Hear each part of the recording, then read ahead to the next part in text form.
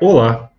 Nesse vídeo eu vou mostrar como calcular dois dos KPIs temporais mais corriqueiros e triviais na atividade da análise de dados.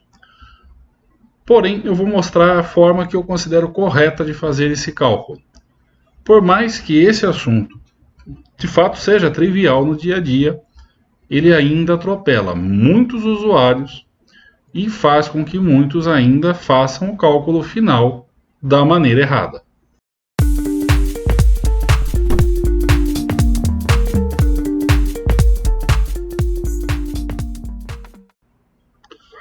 Eu vou usar o Excel para essa aula, porque como nós estamos falando de DAX, tanto faz em qual programa você vai realizar a sua análise. Seja no próprio Excel, utilizando o DAX dentro do Power Pivot ou no Power BI, o resultado sempre será o mesmo, tá bom? Estaremos utilizando o mesmo conjunto de expressões. Para facilitar a nossa comparação, eu já deixei pronta aqui uma tabela dinâmica, onde eu estou trazendo a minha métrica real, a minha métrica realizada, no caso, mês a mês, com um filtro de ano para nos ajudar na visualização. Ao que se refere essa métrica é o que menos importa. Se se trata de vendas, de compras, de movimento financeiro, de movimento de estoque, tanto faz. Esse KPI que nós vamos calcular, ele é aplicável a qualquer realidade do mercado, ok? E aqui aproveito para reforçar também o ponto principal do conceito de avaliação de contexto, que é um dos pontos mais importantes dentro do uso do DAX. Perfeito? Bom, o que vocês estão vendo então ali é a métrica real exposta mês a mês. Dentro dessa seara da avaliação de contexto, para chegarmos ao percentual, ou seja, ao nosso KPI, nós precisamos retornar ali no nível de filtro que a tabela está nos mostrando, ou seja, linha a linha, reforçando que este é o nosso conceito de filtro. Temos que trazer aqui o resultado do mês anterior, de modo que nos permita fazer a comparação direta. E é isso que a gente vai fazer no primeiro cálculo, ok? Então vamos abrir o Power Pivot. Bom, o primeiro passo é calcular então o valor no período anterior. Nesse primeiro passo, o período que nós vamos considerar é o mês. Então nós vamos calcular o mês anterior. Perfeito? Então eu seleciono qualquer célula aqui da área de cálculo, clico na barra de fórmulas e vou encontrar então o mês anterior. Dois pontos igual. E aqui eu faço uso da função calculate. Por quê? Porque eu já tenho o meu cálculo principal realizado. O que eu quero é modificar o contexto de avaliação do mesmo. Então eu vou chamá-lo a minha métrica real. Ponto e vírgula. No Power BI é somente a vírgula, para aqueles que já escolheram pelo separador moderno, ok? E para calcular o mês anterior, eu vou fazer uso da função dateAdd. A função dateAdd pede 3 argumentos. O primeiro deles tem que ser a minha linha do tempo, ou seja, a minha coluna que contém as datas completas do meu modelo de dados. Se você ainda tem dificuldades em entender a importância de uma tabela calendário dentro do seu modelo de dados, eu vou deixar na descrição aqui um link para uma outra aula que eu tenho aqui no canal, onde eu explico isso em detalhes. E também o link para um artigo no meu blog, onde eu mostro de forma ilustrada, passo a passo, como criar a tabela calendário dentro do editor de consultas do Power Query utilizando a linguagem M, que é o método da minha preferência. Perfeito? Então, eu vou chamar aqui como primeiro argumento a coluna data da minha tabela calendário. Escolho ela, pois se trata de uma linha do tempo íntegra, sem lacunas, que é exatamente o que as funções de inteligência temporal das expressões DAX precisam para retornar o resultado correto. Ponto e vírgula. No segundo argumento, eu preciso dizer para a função dateAdd quantos períodos eu desejo avançar ou retroceder nessa linha do tempo ilustrada pela coluna de datas da tabela calendário. Se eu for avançar, números positivos. Se eu desejo retroceder, uso números negativos. No nosso caso, queremos retornar um mês, então, menos 1. E no terceiro argumento, eu determino qual é o intervalo que eu desejo utilizar. Se é o dia, o mês, o trimestre ou o ano, que são as 4 opções que a dateAdd nos fornece. Dentro do Excel, o Power Pivot está bugado e está listando todos os campos do modelo. Isso já está acontecendo há tempos, infelizmente está demorando para vir a solução. Então, para não ficar perdendo tempo escolhendo na lista, a gente começa a digitar month. Destaco que no Power BI isso não está acontecendo, ok? Month em inglês é mês, exatamente o intervalo que desejamos. Fecho parênteses da dateAdd, fecho parênteses da calculate e aproveito e aplico o separador de milhares e o separador decimal. Vamos voltar para a área de trabalho do Excel.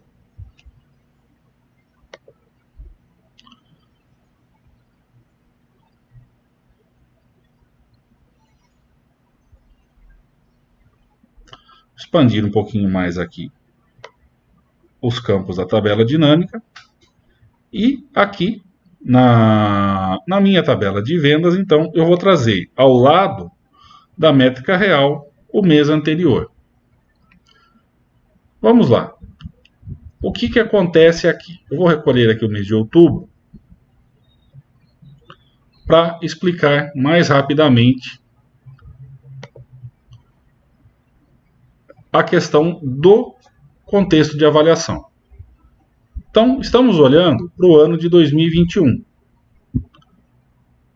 A comparação que eu quero fazer é entre o realizado de março, por exemplo, contra o realizado de fevereiro. Quando eu estou tratando de expressões DAX, para que eu consiga fazer essa comparação, eu preciso ter esses números no mesmo contexto de filtro. Não um sobre o outro. Eles precisam estar no mesmo contexto, ou seja, na mesma linha. Só assim eu consigo fazer a divisão e encontrar o percentual de variação. E é isso que esse primeiro cálculo nos possibilitou. Nós deslocamos na linha do tempo aquela medida principal, no caso a nossa métrica real. Portanto, agora, se olharmos logo aqui à frente, para a coluna mês anterior, vocês verão que o resultado de fevereiro está aqui corretamente exposto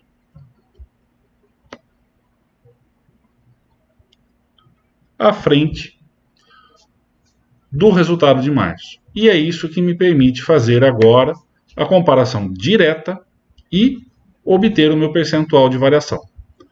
Antes da gente fazer esse cálculo, o que eu quero, um outro ponto para o qual eu quero chamar a atenção de vocês, que é um ponto que costuma gerar bastante incômodo, principalmente em gestores, é o fato do residual. O que é o residual?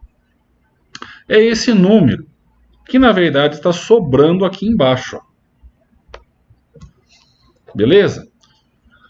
O mês de outubro começou hoje, então eu já tenho um pequeno tanto de métrica real para ser apurado nesse dia 1º. Portanto, quando eu retrocedo para o mês anterior, ele também já começa a aparecer. E isso faz com que na minha tabela dinâmica o mês de novembro já comece a ser listado. Porém, em novembro está evidente que eu não tenho nada aqui ainda. Porque novembro é futuro. Isso causa incômodo e muitos gestores reclamam e pedem que se dê um jeito de tirar isso. Bom, isso é fácil de resolver. Basta que façamos um pequeno tratamento lá na nossa medida, aquela que nós fizemos no passo anterior, tá bom? Antes de calcularmos o nosso percentual. Então, vou tirar o zoom, vou voltar para o Power Pivot. E qual é esse tratamento? Bom, Antes da calculate, a gente vai colocar um if simples. If chamo o meu cálculo principal, no caso, minha métrica real. Se ela for igual a blank, ou seja, se ela ainda não existe, o que é o caso do mês de novembro, então eu quero blank. Eu não quero retorno nenhum se ela não existe. Do contrário, eu quero o resultado da minha calculate, que nós já tínhamos feito. Com isso, só fecho mais um parênteses e está feito o nosso tratamento. A partir de agora, se a gente voltar lá no Excel, só reduzir aqui a tela, vocês verão que a linha de novembro vai desaparecer. Perfeito? Agora, a nossa comparação se encerra no mês de outubro. Esse cálculo pode ser feito de outras formas, considerando o nível do dia, mas não é o meu foco aqui. O foco nesse vídeo é o método que nós vamos utilizar para calcular o percentual da variação, ok? Então vamos voltar lá para o Power Pivot agora e fazer esse primeiro cálculo. Perfeito? Então, como eu calculo o percentual de variação do mês anterior? Eu faço o uso da função divide. É aqui que, digamos assim, o bicho pega. A maioria dos usuários tem o hábito de fazer o cálculo da seguinte maneira. Abre parênteses, traz o cálculo principal,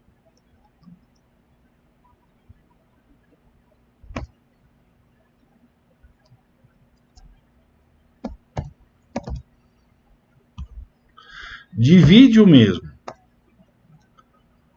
pelo valor encontrado do mês anterior, do período anterior no caso, e então subtrai desse resultado 1. Ou seja, faz isso menos 1. Está errado? Não, não está errado, ok? O resultado será o correto. Porém, isso aqui tem um efeito colateral que causa mais incômodo do que qualquer outro que a gente possa eventualmente apurar. Eu vou formatar corretamente aqui como percentual e vamos voltar lá para a área de trabalho do Excel.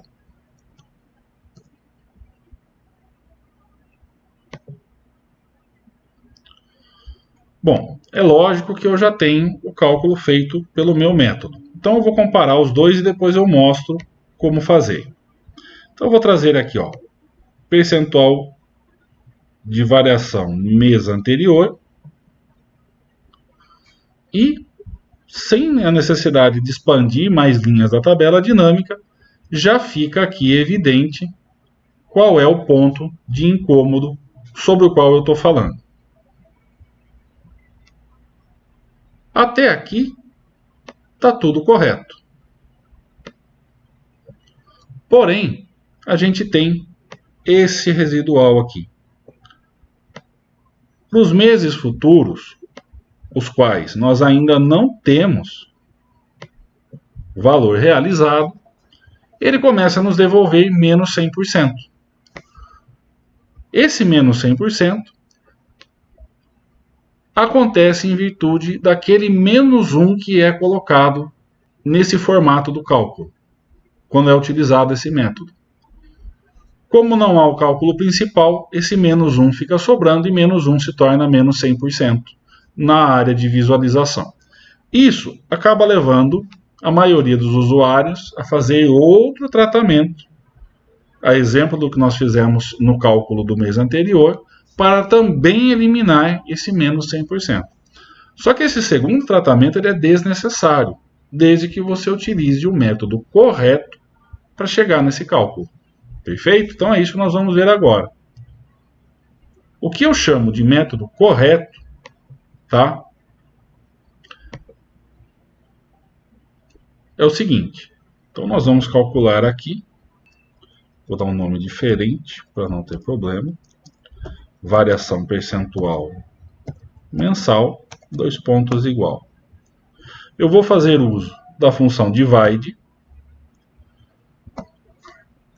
e no numerador, ou seja, no primeiro argumento da função divide, eu vou pegar o valor atual e vou subtrair dele o valor do mês anterior, do período anterior. Então, chamo aqui a minha métrica real menos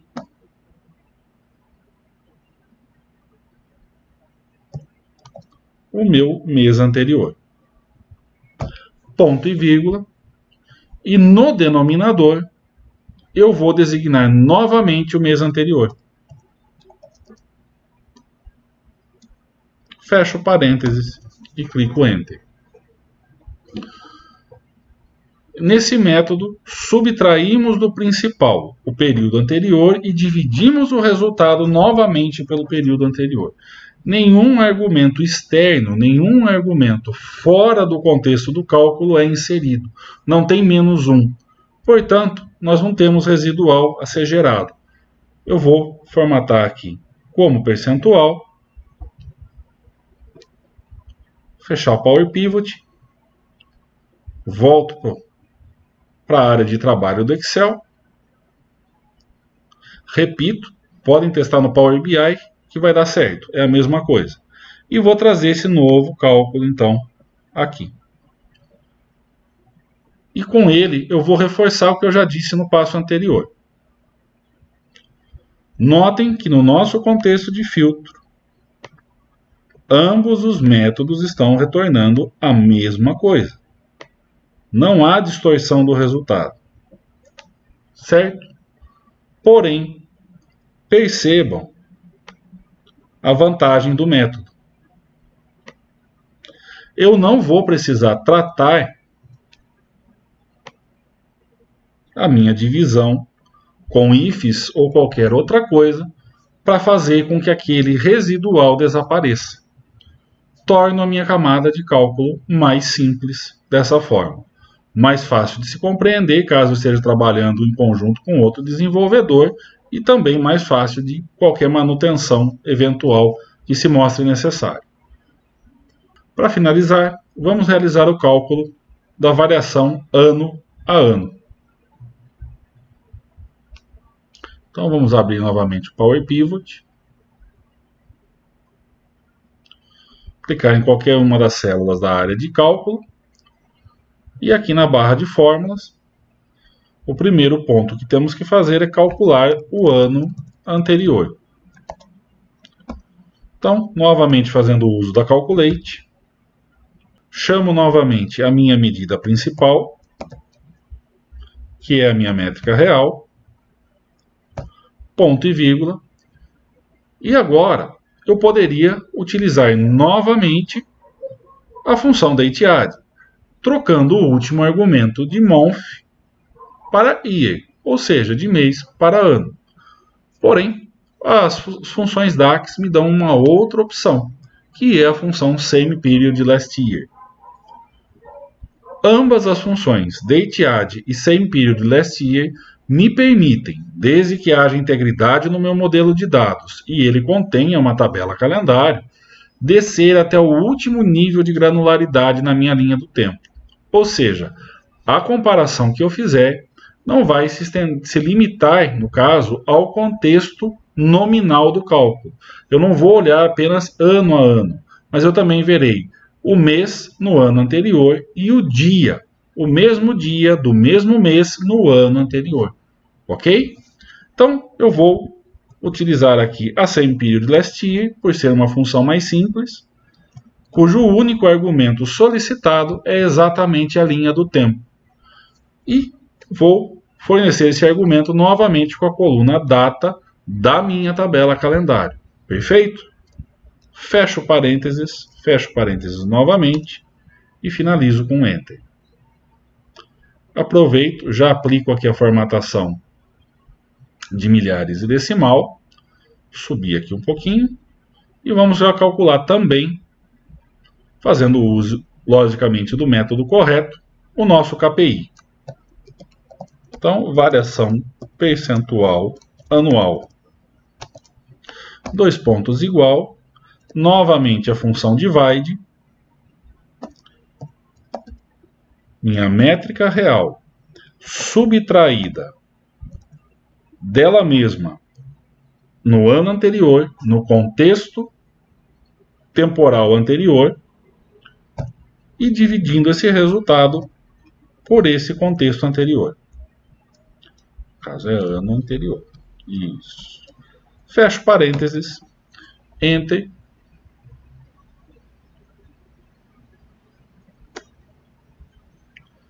E aplico aqui a formatação de percentual. Um outro ponto que causa estranheza para muitos usuários, isso é bastante indagado em treinamentos presenciais, em treinamentos online, é o fato de aqui dentro do Power Pivot, quando a gente está trabalhando no Excel, aparecer esse 0% sempre que se calcula essa variação. Isso é natural. É sempre importante lembrar que dentro da janela do Power Pivot, nós não temos contexto de filtro. E se nós não temos contexto de filtro, ele não tem o que retornar. Portanto, a expressão fica zerada. Tá? Isso não indica que o cálculo está errado. O resultado correto do cálculo a gente só verá ao retornar para a interface de trabalho do Excel e quando colocarmos esse indicador dentro da nossa tabela dinâmica. Perfeito? E é isso que a gente vai fazer agora. Então, eu vou fechar novamente aqui o Power Pivot. E para fechar aqui a nossa comparação, então eu vou trazer também aqui agora o valor do ano anterior e a variação percentual anual. Esquecemos o tratamento do ano anterior. Ele está trazendo aqui porque nós não tratamos nesse caso. Então vamos abrir o Power Pivot novamente. Vou só tratar aqui então, rapidinho, repetir aquela regra do if. Então, se a minha métrica real for igual a blank, eu quero blank. Do contrário, eu quero o cálculo que nós fizemos. Fechou. Ele vai se atualizar e as linhas de novembro e dezembro automaticamente vão ficar em branco. Elas só estão aparecendo agora em virtude daquele cálculo equivocado do percentual que eu demonstrei no passo anterior, ok? Se a gente tirar ele aqui da nossa grade, veremos que a nossa tabela dinâmica ficará novamente enxuta, ok? Da maneira correta para ser apresentada. E o ponto que eu queria mostrar para vocês, eu vou abrir aqui, vou expandir o mês de setembro, tá? Até o nível do dia, para que vocês possam acompanhar, vou abrir outubro aqui também, o nível de comparação que eu quis, sobre o qual eu quis falar anteriormente, tá? Então notem que tanto a função dateAdd